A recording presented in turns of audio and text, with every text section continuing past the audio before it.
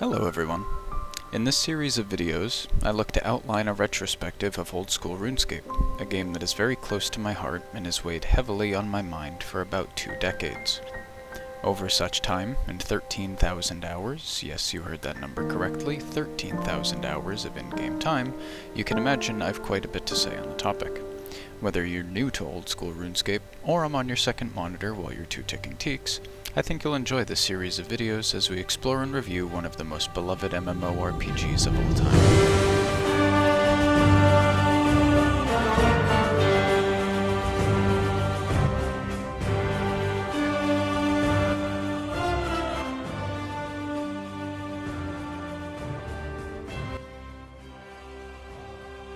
OldSchool RuneScape, or OSRS for short, is an archived version of the titular RuneScape from 2007, which was brought to servers for the public to play on in 2012.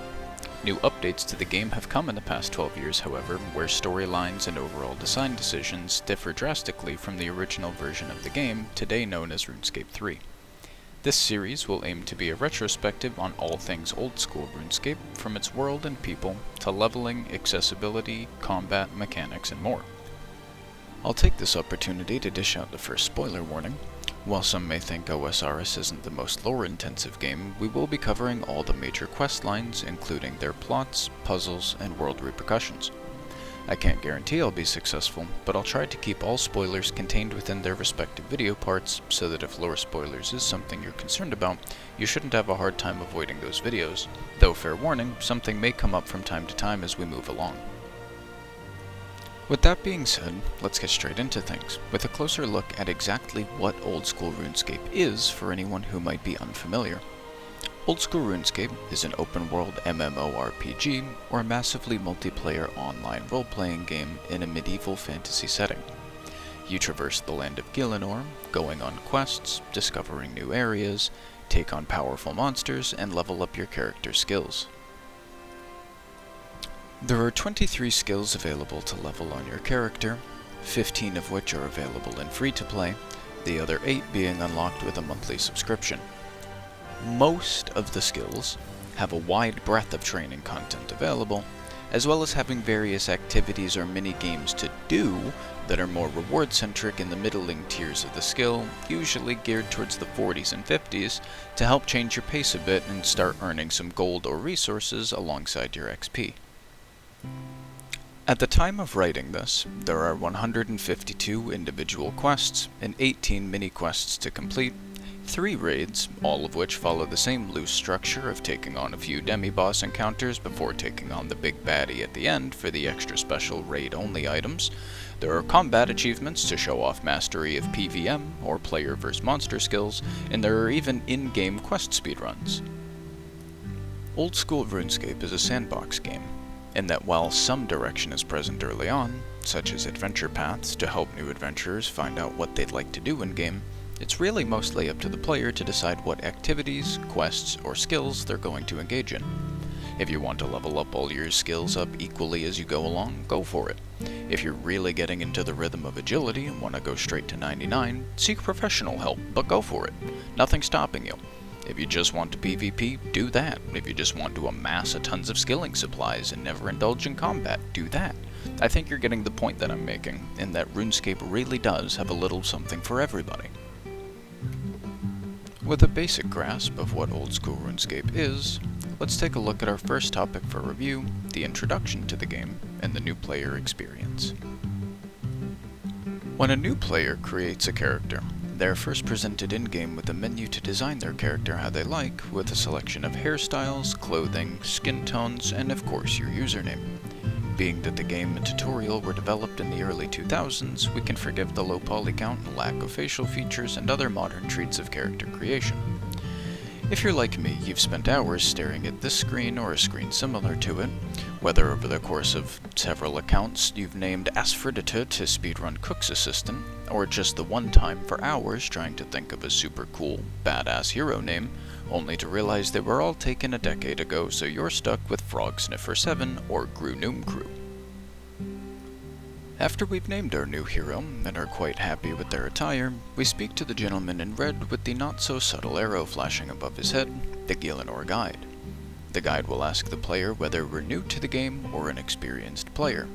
When we tell him we're an experienced player and start to go on about our maxed Ironman, he cuts us off because regardless of your answer, he continues on to explain and demonstrate where to find the settings menu and its contents. One of the things of note that the guide tells us is that many inhabitants of this world have useful things to say to you, before going on to a redundant bit about clicking on them, despite us having had to have known that to have stumbled upon this dialogue in the first place. Anyway, this is actually an important tidbit of info here. In old-school RuneScape, all NPCs have unique dialogue, and it's usually not just boring factoids about the area or randomly generated text from a pre-populated list of responses. Now, I'm not saying you're going to be having dynamic conversations with the folk of Gielinor, but what I am saying is that the writers clearly take a great deal of care and joy when writing the NPCs and dialogue in this game.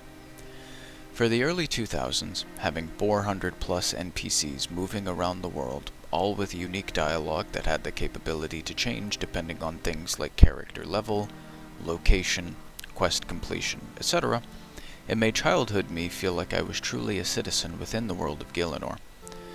In my grown age, I don't necessarily feel that same charm, but at the same time I have an appreciation for the love and time that was put into the areas of the game. The Elder Scrolls Morrowind, another early 2000s release, had hundreds of NPCs and at first it looks like a vastly inhabited world. But then you approach the NPCs and realize they spout mostly the same garbage as the last one you spoke to. And that was in a single-player game, with no one else to talk to, and they still made the NPCs feel like a compendium of information. But in OSRS, we get to enjoy a much more richly realized world of NPC dialogue, and I don't think that should go understated. Now, it's true that NPCs named typical things like man, woman, guard, etc. are going to have mostly the same to say as the others, but with so many different uniquely named NPCs around, there's usually something helpful to the player and their quests, a tip about something happening in the area, or offer some interesting lore about the area.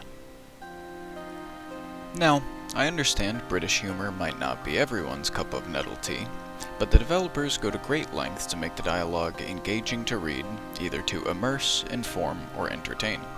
For example, literally while writing that last bit, I was doing agility in Polnovich and spoke to a Menafite guard as I passed, not knowing what he'd say, but determined to prove my own point, I did so anyway. The guard says to me, "You treacherous jackal, I never should have trusted you," before he started attacking me. I then carried on with my agility and writing, but did so thinking about the quest, The Feud. Now, the quest doesn't have monumental world implications, you settle a gang dispute by wronging both of them equally, but just the fact that the world NPCs react to the player in such an engaging and immersing way feels fun and rewarding. It feels like the world knows who we are and remembered the things we did. It makes us feel like much more a part of the world we're said to be living in and saving, and not just a visitor observing changing states of events. While the tutorial itself isn't particularly immersive off the get-go, and it doesn't really improve in that regard, I don't really think that was the aim of the developers anyway. The tutorial does a fine job of moving the player along and getting them used to maneuvering around the world, interacting with objects and areas, and how to tweak the settings to their liking. One of the things I wish the game did was offer some sort of lore explanation as to how and or why a grown adult has just spawned into this world from seemingly nowhere, and are immediately dropped into a boot camp with instructors at the ready to teach the endless droves that keep magically appearing at the building at the top of the hill. But, without further ado, we make our way out the door and follow the path to our next instructor. Our first instructor, the survival expert, teaches the player exactly what you may expect a survival expert to teach you: how to get wood, start fires with it, and how to get some food, in this case fish, and how to cook it. These basic survival skills are going to be bread and butter to anybody who's played an RPG before, but to a lesser extent maybe wood cutting or fire making being wholesale skills with skill trees, equipment upgrades, etc. But fishing and cooking are going to be staples for most gamers who have spent time in any other type of survival game or any open world RPG. I guess while our character is learning to fish and cook, now would be a good time to take a tick or two and talk about how our character's skills develop and what experience is, what ticks are, and no, I don't mean the kind you check your dog for, and how we progress our character's abilities. In Old School RuneScape, our characters gain experience whenever they perform an action, whether it be successfully chopping a log from a tree, dealing damage to a monster, or navigating an obstacle. In this sense, RuneScape differs from MMOs that would instead have a player level up, whereupon they can spend a skill point to advance a selected skill. The time invested into the skill, participating in activities involving said skill, are the only real ways to level up that skill. You can't swim into a wall for 3 hours and then apply skill points elsewhere, though sometimes you can get token amounts of XP in the form of genie lamps from random events, or through quest rewards, some of which can be monumentally beneficial to a player's early levels, provided the player can beat the quest. Leveling up skills using them just feels, well, I mean right. It's the way you and I learn things in real life and how we get better at things. You do something repetitively until you improve and you can take on greater challenges related to that activity because you put in the work to develop that skill. Now, how the XP curve changes as your level approaches the 70s and progresses towards 99 is another story altogether, but we'll touch on that a little later. Now, on to what might be kind of a daunting and/or boring segment for some viewers, but one that should be spoken about as it is a fundamental concept for understanding Old School RuneScape at its core. I'm talking, of course, about the tick system. In Old School RuneScape, events don't necessarily happen in what you might call real time. Of course, whenever you click, you see your character start moving or interacting with whatever it is you clicked, but you'll notice a slight delay sometimes, and we're not talking about connection-related lag or PC lag, but the game taking your input command, or sometimes multiple commands, on one game tick that lasts 0.6 seconds, and will enact them on the next tick. You see, Old School RuneScape has a heartbeat, you can think of it as. Everything that happens in RuneScape can only happen in intervals of 0.6 seconds. As such, you only have 0.6 seconds to input as many commands as you can on one tick before the game starts to carry them out on the next. That's why sometimes it can feel like your character moves instantly 1 second and then in mud the next. When you moved instantly, what really happened was you clicked towards the end of a game tick, or the end of that 0.6 second cutoff window, and since the new tick started right away, your character started moving right away too. Conversely, when you moved slowly, you likely clicked at the beginning of a new tick and had to wait the duration of said tick before your action was carried out on the next. As mentioned earlier, everything in RuneScape happens in a certain number of ticks. Weapons have attack speeds in game ticks. A scimitar, for example, has an attack speed of 4. You'll attack 1 time every 4 game ticks, or 2.4 seconds, whereas something with an attack speed of 5, such as a dragon longsword, will actually attack slower at a rate of once every 3 seconds, or 5 intervals of 0.6 seconds. Character movement, to that same point, all characters move at 1 tile per tick, unless it's the player character with the run option enabled, in which case you're moving 2 tiles per tick. That's about all that need be said about ticks for you to have a baseline enough understanding of what I'm talking about if and when I reference ticks in the future. Now that that's nicely packed up, let's move on to our next instructor, the Master Chef. In this part of the tutorial, we're given a brief demonstration of the cooking skill. We enter the building and are given the ingredients to make a loaf of bread on the nearby range. While we just learned how to cook in the last section, this one shows us that there are some foods and recipes in this game that will require multi-step production, and that involves making the flour from scratch for a loaf of bread in this instance. For a skill that ultimately ends up seeing 95% of its activity being trained on the same 2 types of fish or jugs of wine for XP, it really is remarkable to see how fleshed out the cooking skill actually is. A look at the skill guide will show us that in this world, we can become our very own Michelin star chef with a plethora of options available to cook, ranging from meats to brewing wines and spirits, and even baking cakes and pies and still more. We left-click use the water on the flour, producing dough, which can then be used on the range, and after a few ticks, we've made a loaf of bread for the cooking instructor. With a bit of food in our inventory and jaunty tunes to accompany us, we'll move on to learn about quests from the all-knowing quest guide. In this section, we learn about our quest journal, which acts as the hub of information for everything our characters learned during a quest, as well as where to start quests we haven't found yet. Looking at the quest tab, we'll notice initially all of the quests are red and separated into the categories free quests and members quests, red indicating we haven't started them, and the categories are rather self-explanatory. The guide explains that clicking on a quest will give us information about it, such as the starting location, difficulty, expected length from very short to very long, and as a nice touch that came later, what storyline that quest is a part of. Below all of that information is where we'll find any requirements to complete the quest, such as prerequisite quest completion or skill level requirements, and finally, any combat level or skilling level recommendations that may not be hard requirements to start or even complete the quest, but may make your time in completing it easier should you have them. The guide goes on to explain that quests in progress turn yellow in our quest journal, and upon completion will turn green. While I understand that this is just the getting the toes wet section of the game, it is the tutorial after all, that much isn't lost on me, but I do think that mentioning to the player that they can change how the quests are filtered in the settings would be a nice touch, as new players may find this information valuable.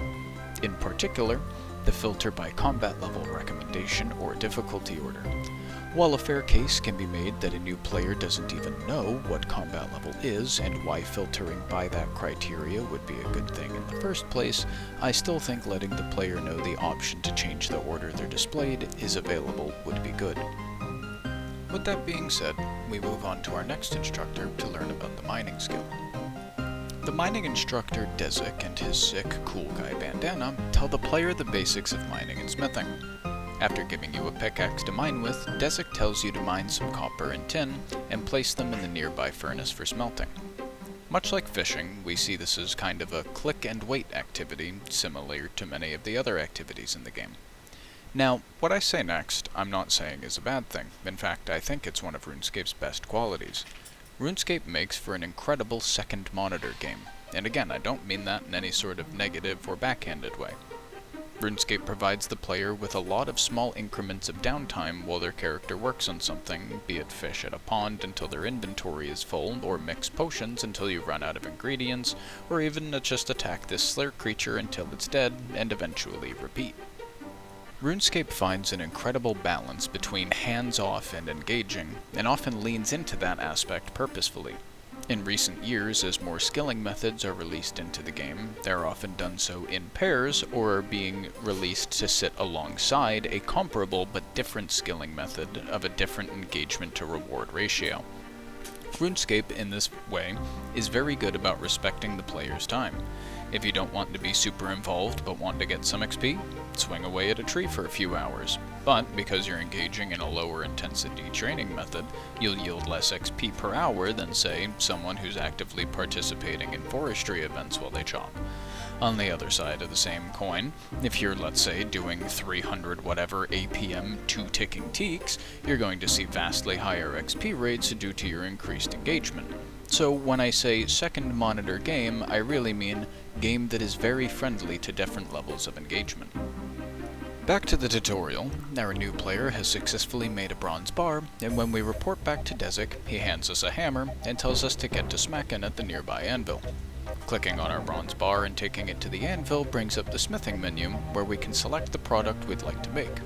The interface is clean, easy to understand, with gray or dark text for the things that we lack the requirements to make, but still shows us what we stand to make in the future with progress in the skill. At this time in the script, I had this whole paragraph written out about standardizing UI menus and continuity, and then a thought hit me. A bronze bar can make many products, a dagger, an axe, a sword, armor, etc. A raw shrimp can only make exactly one thing: shrimp. If I'm cooking shrimp, I don't necessarily need to see other options to brew spirits. And upon this realization, I erased the paragraph and put this one in its place. That being said, I still think standardizing the creation menus to be either in the chat area or on screen and not both across the various skills would be ideal, but I suppose I'm just being picky. Anyway, upon making the bronze dagger, we're able to progress towards our next instructor to learn how combat works. We approach Vanica, the combat tutor, in the next room. After he makes fun of us for our puny weapon we've just made, despite being alive for 7 minutes up to this point, he teaches us about equipping items in the Worn Equipment tab of our UI. Here, we see any of our worn equipment that is currently on our player, and have a button at the bottom of the tab to display the stats of our gear. After we unequip our embarrassingly small dagger, Vanica equips us a little more fittingly for our next task, taking on a giant rat. We make our way into the rat pen to be welcomed to our first instance of combat. You'll see whenever we click on the rat to initiate combat, a health bar will appear above their heads, and when the enemy retaliates to attack us, we get one of our own. Pretty standard stuff. We'll see every few game ticks that our character will either be attacked or perform an attack, and the result of which will be displayed in easy-to-read hit splats on the receiving party. Upon vanquishing the rat, we report to Vanica to receive a bow and arrows before taking our first shots on a different rat. Here, the game introduces us to an interesting mechanic, though I struggle to use the word here, safe spotting. We are actively taught that we can utilize world objects and obstacles to trap enemies behind and fight them safely from a distance. Now, this isn't necessarily safe spotting, say, on a mushroom or on a 2x2 mob that just can't seem to figure out how to get around the obstacle, but nonetheless it demonstrates to the player that such a thing is possible, and I struggle to recall another game where safe spotting is not only possible, but is introduced to the player as something they should be actively thinking about. Once the second rat is done for, we're able to proceed to our next instructor, where we'll learn about banking. But hold on. We're forgetting something. Or maybe not us, but the tutorial. I find it so bizarre that the player is able to move on at this point from the combat area after having killed the second rat, when Vanica hasn't taught the player what our combat stats even do. We have to voluntarily, and without any nod or heads up from the game that we should, go back to Vanica to learn about our melee stats, which, to be fair, are not always straightforward. Going back to Vanica and speaking with him will reveal to the player that the attack stat allows us to equip weapons of a higher quality, as well as governs the accuracy of our character's attacks. Strength governs how hard we can hit with those attacks, and defense measures our ability to withstand attacks from our opponents and equip better gear. With that cleared up, we're able to move on to our next area, the bank. Traversing up the ladder will put the player just outside their first bank of Gielinor. Personally, I wouldn't be storing my belongings in a building that's not even 40 feet from a hole in the ground where the sounds of constant bloodshed and weapons can be heard, but I suppose for instructional purposes it'll have to suffice. That being said, the bank demonstrates how banks work across the game.